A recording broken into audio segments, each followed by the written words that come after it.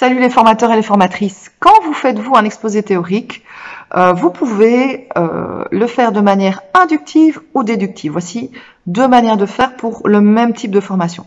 Si j'utilise une démarche inductive, je vais partir des connaissances intuitives ou expérientielles des participants à la formation, en déduire une série de savoirs ou de savoir-faire et ensuite leur faire appliquer dans un autre exercice.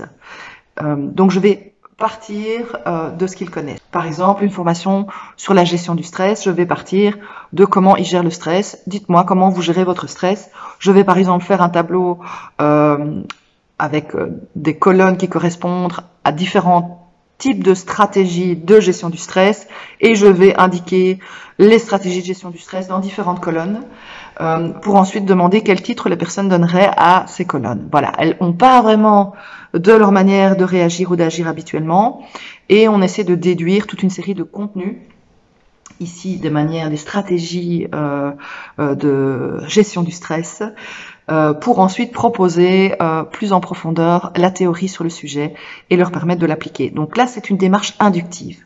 Si j'utilise une démarche plutôt déductive, voilà une autre manière de faire un exposé théorique, je vais par contre partir directement de la théorie pour demander aux participants d'aller dans le concret et d'appliquer ce que je viens d'expliquer.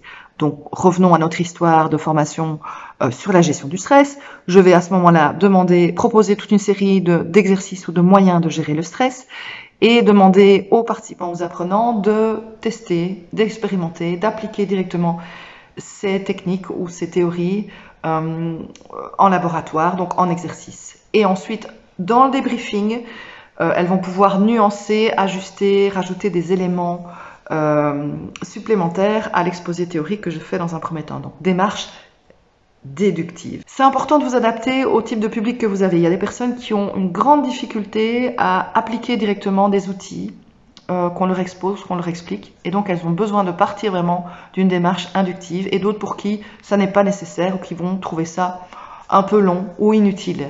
Donc, référez-vous aussi au niveau d'expertise des participants à votre formation parce qu'en fonction de leur niveau d'expertise, la démarche inductive sera plus adaptée, la démarche déductive le sera davantage.